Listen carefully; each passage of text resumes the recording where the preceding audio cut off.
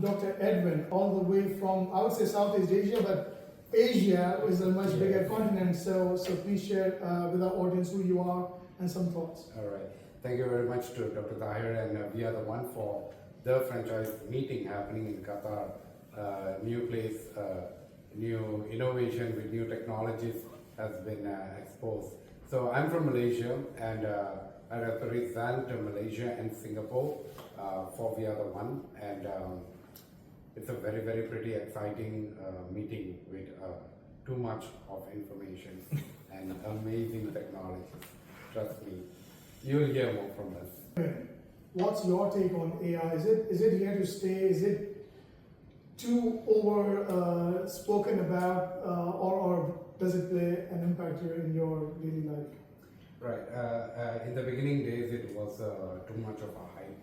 You know, in fact, a technology person, someone like me, also thought, "What is this big hype about AI?" But it becomes your daily usage. It becomes your daily practice. Like, let's take things like we had great phones like Nokia in the past, and today they don't exist. And simply why they don't exist is they fail to adapt to technologies. Now, in the beginning, there was WhatsApp. And today, how many people who does not use WhatsApp? You know, social medias. Imagine they are completely out of all this radar. They are someone who is missing out. They are like totally no connection and all this. So technology is something very important in terms of it can be vehicles from petrol, carburetors cars to injections to electric vehicle to hydrogens, then flying cars, and all of this will appear. You know, what we have seen mostly, you know, in cartoons as somebody's idea or some image has becoming reality today.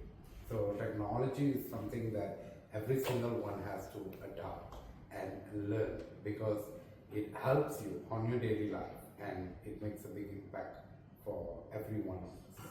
So that's my take on technology. Well, anyone of you could basically share more about the education as well. Right. I think education has been a debate for a very long time. If you look at some countries has been progressing very far in education, where 10 years ago they have stopped carrying books to school and they have adapted computers to laptops. But some of us are still with, you know, books and a lot of backdated education and all. But with this meta, think about it, that if we have the technology that we have today in our metaverse, especially in our product, having that you will be able to go into physics, go into chemistry, do what you can do. You know, I just wish that I could display what we are seeing, what we are exploring and showing to people. You know, that gives a big game changer. You know, a lot of people say that, not say, but a lot of times that we either learn or we do it, you know. But in our product, we have both. So you can literally do it while you're learning it. You know, that is the best part of this product and the technology. And I feel this is just the beginning, and there's a lot more to go. And this will be the game changer in the world. Not for a specific country, but for the world in total. Great. Thank you for that. Appreciate it. So that's on education in the metaverse of VRDa1 happening today. Cut. Since we're talking about the metaverse, let's talk about properties, real estate.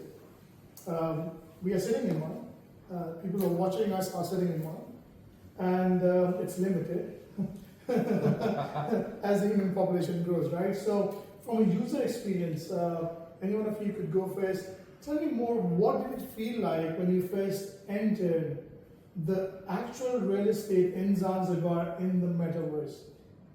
Okay, I will go first on that. So I had the privilege of going to Zanzibar first, the real Zanzibar, all right? So I've seen that, and I came back and I tried to explain to a lot of people how it looks like, showing photographs and all this. It did not make the justice. When it made justice was in the metaverse of VRDa1. And when they showed our hotel and resorts, the experience of you don't need to fly to Zanzibar. You can witness it directly from your metaverse. It might be sounding, I'm giving a little bit of extra, like, are you sure about that? But yes, it did. It gave that feel. And I was like, wow, this is perfect. So as I gave to the team, till today, it's over 1 year, everybody who has experienced it, they felt like, wow, I can literally see Zanzibar through this metaverse.